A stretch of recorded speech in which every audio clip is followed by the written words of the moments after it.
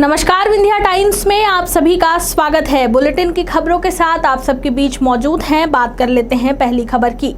रीवा जिले के बैकुंठपुर थाना अंतर्गत नबा डिहिया गांव के कुएं में गिरे भालू को 5 घंटे में रेस्क्यू कर लिया गया। सूत्रों की माने तो रविवार की सुबह कुएं की ओर से कुछ आवाजें आई। मौके पर जाकर देखा तो भालू था, जिसके बाद गांव में हड़कंप मच गया। तुरंत ग्रामीणों ने पुलिस और वन विभाग को सूचना दी। जानकारी के बाद बैकुंठपुर पुलिस मौके पर पहुंच गई।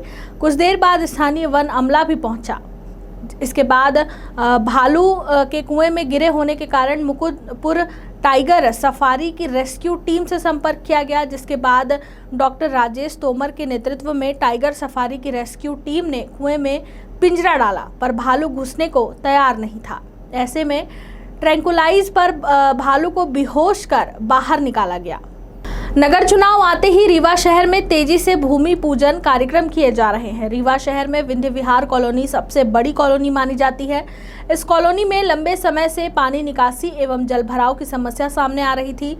रीवा विधायक एवं पूर्व मंत्री राजेंद्र शुक्ला के पास स्थानीय रहवासियों ने जब इस समस्या को पहुंचाया, उन्होंने तत्काल मामले को समझते हुए 4 करोड़ राशि स्वीकृत करवाकर नाली निर्माण के कार्य के लिए भूमि पूजन किया। साथ ही मौके पर मौजूद ठेकेदार को निर्देशित किया कि बरसात का समय नजदीक है, शीघ्र ही नाली निर्माण का कार्य प्रारंभ करें। आपको बता दें कि बारिश के समय शहर के कई वार्डों में जल भराव की समस्या उत्पन्न हो जाती है। ऐसे में शहर के वार्डों में नाली की आवश्यकता बेहद जरूरी है। भूमि पूजन कार्यक्रम में पूर्व मंत्री एवं विधायक राजेंद्र शुक्ला के अतिरिक्त नगर निगम कमिश्नर मृणाल पांडे, अधीक्षण यंत्री शैलेंद्र शुक्ला, राजेश चतुर्वेदी, नगर निगम रीवा के स्वास्थ्य अधिकारी रामचंद्र तिवारी तथा कॉलोनी के निवासी काफी संख्या में मौजूद रहे।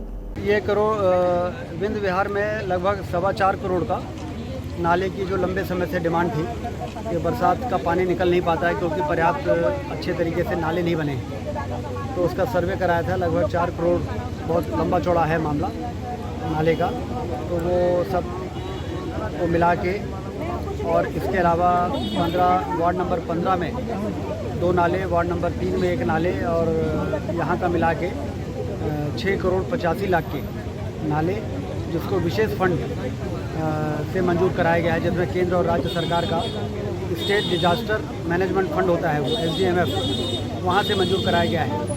और आज उसका काम का भूमि पूजन कर दिया है। हम लोगों की कोशिश होगी कि बरसात के पहले पानी भराव से जनता को राहत मिले।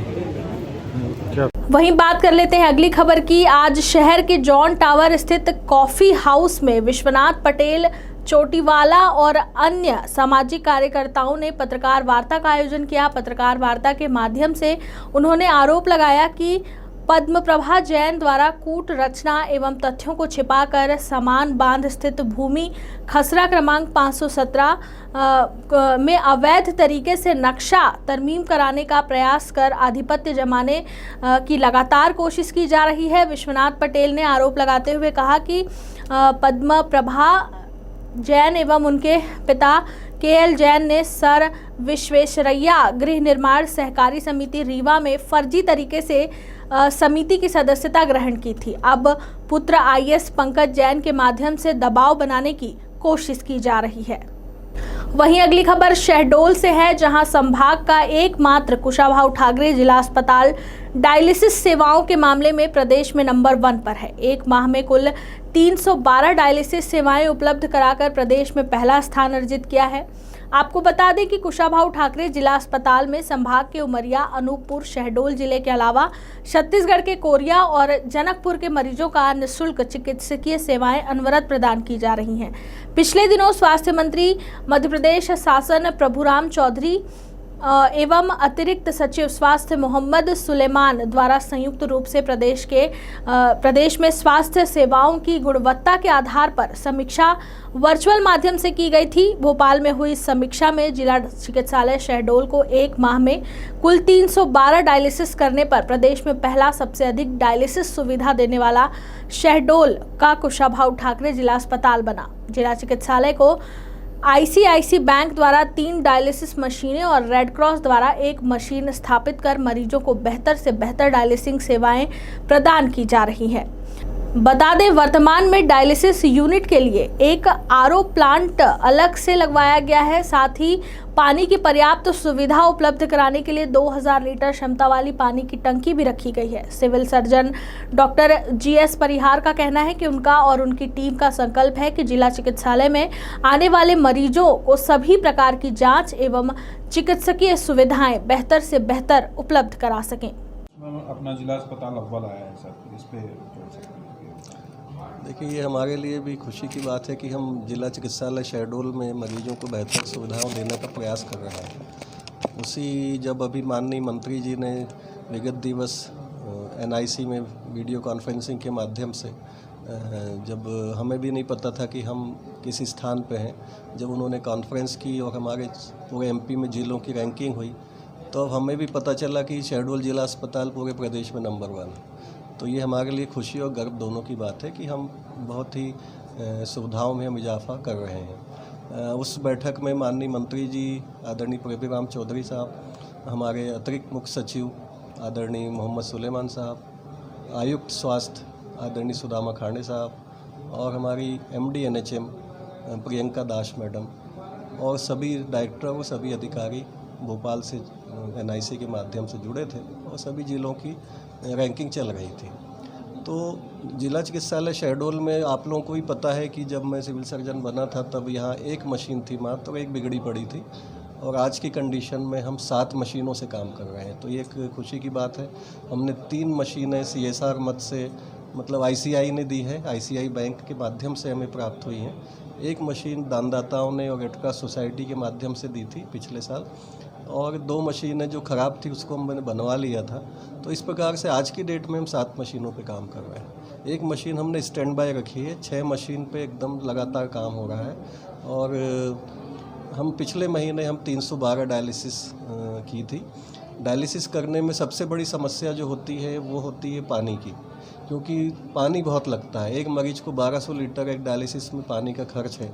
और अब आप देख रहे हैं कि यहाँ वाटर लेवल गर्मी में काफ़ी कम हुआ और बीच में हमें एकदम से लगा कि डायलिसिस बंद हो जाएगी। रातों रात हमने पाइप मतलब PH इंजीनियर को बुला के दिखाया, और जो बोर था उसमें उनके कहने पे हमने 40 फीट पाइप डाला, उससे भी पानी नहीं आया। तो फिर दूसरे दिन 80 फीट और पानी पाइप डलवाई, फिर एक बोर को नए से कनेक्शन किया, 2000 लीटर की एक टंकी की व्यवस्था की कि हमारे डायलिसिस मरीजों को कोई दिक्कत ना हो, क्योंकि उनको बिल्कुल उनका जीवन डायलिसिस पर टिका है। अगर एक भी दिन डायलिसिस नहीं होगा तो उनके जीवन में खतरा उत्पन्न हो सकता है। इसलिए वो पानी की व्यवस्था की। एक RO प्लांट लगा था 500 लीटर का। 500 लीटर का चूँकि मशीनें बढ़ गई तो स्टेट से हमने प्रयास करके NHM के माध्यम से एक 500 लीटर का और RO प्लांट लगाया। तो आज की डेट में हमारे पास 2 RO प्लांट है। पानी हमने 2 जगह से कनेक्ट किया हुआ है, 2 बोर से, एक इधर से एक पीछे मटर। वहीं बढ़ते हैं अगली खबर की तरफ। त्रिस्तरीय पंचायत आम निर्वाचन को लेकर जिला प्रशासन ने कमर कस ली है, जिसको लेकर उमरिया कलेक्टर एवं जिला निर्वाचन अधिकारी और पुलिस अधीक्षक ने मीडिया कार्यशाला में शांतिपूर्ण रूप से चुनाव संपन्न कराने सभी से अपील की। वहीं सुरक्षा और चुनाव के दौरान होने वाली तमाम गतिविधियों को बताया। इस दौरान अपराधियों पर भी नकेल कसने की कवायद तेजी के साथ करने की बात कही। पूरे प्रदेश के साथ साथ उमरिया जिले में भी त्रिस्तरीय पंचायत आम निर्वाचन की आदर्श आचार संहिता लागू हो गई है, जिसके बाद कलेक्टर सभागार में मीडिया कार्यशाला को जिला निर्वाचन अधिकारी ने संबोधित किया। तो वहीं चुनाव को लेकर मीडिया की क्या भूमिका है और किस प्रकार से शांति रूप से चुनाव संपन्न कराने सहित चुनाव के दौरान अनैतिक गतिविधियों पर किस प्रकार से नजर रखी जाएगी, इस पर विशेष फोकस किया गया, जिससे शांतिपूर्ण ढंग से चुनाव संपन्न कराया जा सके। उमरिया से संदीप तिवारी की रिपोर्ट। राज्य निर्वाचन आयोग द्वारा पंचायत निर्वाचन की घोषणा की जा चुकी है और इसी के साथ आदर्श आचरण संहिता प्रभावशील हो गई है।